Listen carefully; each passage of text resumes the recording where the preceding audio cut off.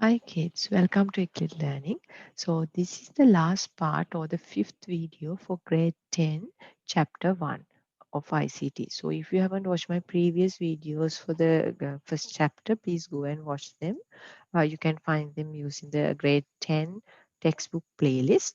So this is the last part of chapter 1, right?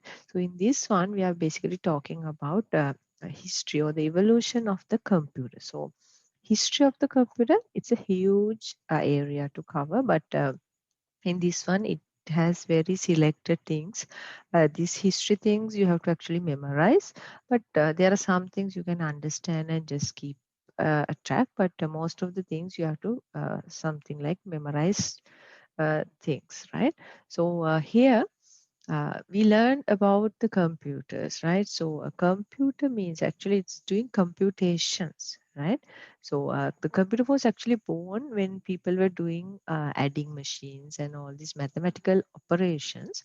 So then only this evolved into such a modern computer with various kind of enhancements and features, right? So initially we like consider that abacus, you may have used abacus in your preschools, right? Abacus is used to do the adding numbers, right? It was invented about 5000 years ago, and this was considered as the first attempt of humans who tried to do as adding. So this is the first adding machine in the history, right? So there are other inventions also where there are so many inventions, but these are the basic key stuff you have to memorize in this history part, right? So Blaise Pascal is the one who had invented adding machine, right? So this is considered as the world's first mathematical machine, right? So Pascal, you may have heard. So this was the initially uh, but was developed for the addition purpose, right? Then after some times, this Gottfried Wilhelm, he improved this adding machine, which was invented by Pascal, where that machine can perform multiplication and division as well. So all the four operations of mathematics can be achieved using these machines, right? Then comes Joseph Jacquard. So what he did was there was the mechanical loom, right? And there was the punch card system. So punch card system is something for the input, right? Like our mouse and keyboard today. Earlier days, people used this punch card system, right, to um, give the input for the machine, right? So this person, this French scientist, what he did was he combined the mechanical loom and the punch card system together, right? So that's the main invention he did.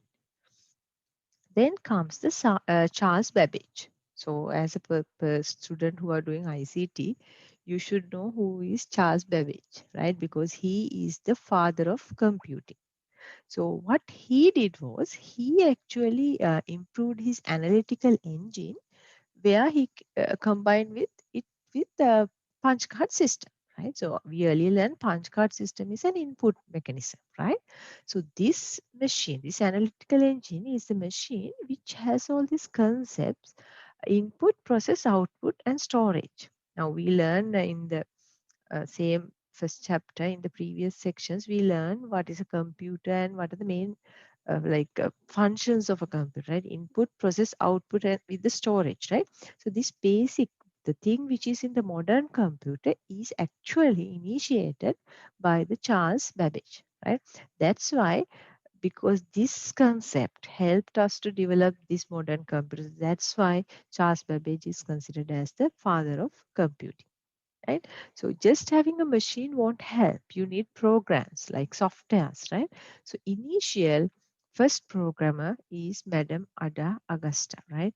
So there is actually a language also, programming language also from her name. So she is the one who wrote the first program for the analytical engine, right? So then comes, there are so many inventions were done, but this Howard Aikens, so he invented a machine called automatic sequence control calculator, right? which initially then it was renamed, like it was named like Mark 1. Right. So when it comes to all these machines, these are like mechanical in form, like mechanical nature, right? So after this, the computer became actually automated, right, with the electric components and all. So that's why we divide generations after this time, right? So we'll go and see what are the generations we have in the computer evolution. efforts. The computer is no different. The bits and pieces of the computer, both hardware and software, have come together over many centuries, with many people and groups each adding a small contribution. We start as early as 3000 BC with the Chinese abacus. How is this related to computing, you ask? The abacus was one of the first machines humans had ever created to be used for counting and calculating. Fast forward to 1642, and the abacus evolves into the first mechanical adding machine, built by mathematician and scientist Blaise Pascal. This first mechanical calculator, the Pascaline, is also where we see the first signs of technophobia emerging, with mathematicians fearing the loss of their jobs due to progress. Also in the 1600s, from the 1660s to the early 1700s, we meet Gottfried Leibniz, a pioneer in many fields, most notably known for his contributions to mathematics and considered by many the first computer scientist. Inspired by Pascal, he created his own calculating machine, able to perform all 4 arithmetic operations. He was also the first to lay down the concepts of binary arithmetic, how all technology nowadays communicates, and even envisioned a machine that used binary arithmetic. From birth, we are taught how to do arithmetic in base 10, and for most people that's all they are concerned with, the numbers 0 to 9. However, there are an infinite number of ways to represent information, such as octal as base 8, hexadecimal as base 16 used to represent colors, base 256 which is used for encoding, the list can go on. Back on topic, progressing to the 1800s we are met with Charles Babbage. Babbage is known as the father of the computer, with the design of his mechanical calculating engines. In 1820, Babbage noticed that many computations consisted of operations that were regularly repeated, and theorized that these operations could be done automatically. This led to his first design, the difference engine. It would have a fixed instruction set, be fully automatic through the use of steam power, and print its results into a table. In 1830, Babbage stopped work on his difference engine to pursue his second idea, the analytical engine. Elaborating on the difference engine, this machine would be able to execute operations in non-numeric orders through the addition of conditional control, store memory, and read instructions from punch cards, essentially making it a programmable mechanical computer. Unfortunately, due to lack of funding, his designs never came to reality, but if they had, would have sped up the invention of the computer by nearly 100 years. Also worth mentioning is Ada Lovelace, who worked very closely with Babbage. She is considered the world's first programmer and came up with an algorithm that would calculate Bernoulli numbers that was designed to work with Babbage's machine. She also outlined many fundamentals of programming such as data analysis, looping, and memory addressing. 10 years prior to the turn of the century, with inspiration from Babbage, American inventor Herman Hollerith designed one of the first successful electromechanical machines, referred to as a census tabulator. This machine would read US census data from punch cards, up to 65 at a time, and tally up the results. Hollerith's tabulator became so successful, he went on to found his own firm to market the device. This company eventually became IBM. So when you talk about the generations, there is a first generation, second generation, third generation, fourth generation, and fifth generation, right? First generation, right? So here they used vacuum tubes, right? So I will tell you in this chart, it's very easy, right? You can have very nice relationships. You can study, right? Don't need to memorize everything. You can have a pattern. So I will explain in such a way that you identify the pattern of these 5 generations, right? So in the first generation, vacuum tubes was used, like, and punch cards are used for input, process, output, and the storage of the data. So this punch card system was there in the first generation, right? So then they're talking about the software which was used. Like, so basically it was machine language and assembly language. Machine means binary code, right? 1 0, like that language. And assembly means you have some kind of a programming words like add with registers, like, so for the add keyword is there, like that. There are small English words are there, but it's like not very human friendly like our today to now. In modern day we have programming languages like Java, C Sharp, very easy, it's like very much English, right? But in the earlier days it was binaries, 1 0 0 0 1, like that. You have to give the commands. And even the assembly language means you have small English words, that's it, right? So these were the languages used, right? Then they had the stored programming concept. So when it comes to the features, it has a high heat, like heat was generation was there, electricity was consumed in a huge manner and very so slow, very large, and it's not portable at all. You have seen it's those are like huge stuff, maybe more than a room, right, of a size, and not portable and very expensive. It's not affordable for general public, right? So they have given some names like ENIAC, EDVAC, like that, some names where these systems was used. So this is the first generation in 1940s to 1956, right? Then comes the second generations. Now in the first generation, we used vacuum tubes, right? Here we have the technology as the transistors, right? And few important things, right? We had used tapes, right? And floppy disks, tape. For the secondary storage, we use these kind of storage devices, kind of things, right? Then comes the language. Now we learn here the language is a machine language, assembly languages like that. But in these things, yes, we had assembly language, but with that, some kind of high level programming languages were introduced in this stage, right? Okay, so characteristics, this is very easy to remember, kids, right? So what you have to do is, now if you think about size is always reducing when you go to the next generation, right? Heat generation, reduce. Power consumption, reduce. Speed will increase, right? Cost is less than the earlier generation, but comparatively it's somewhat expensive. Right? Not that it's expensive than this, but with other generations, this is bit expensive, right? So these are few systems which were invented in that generation. Next one, third generation.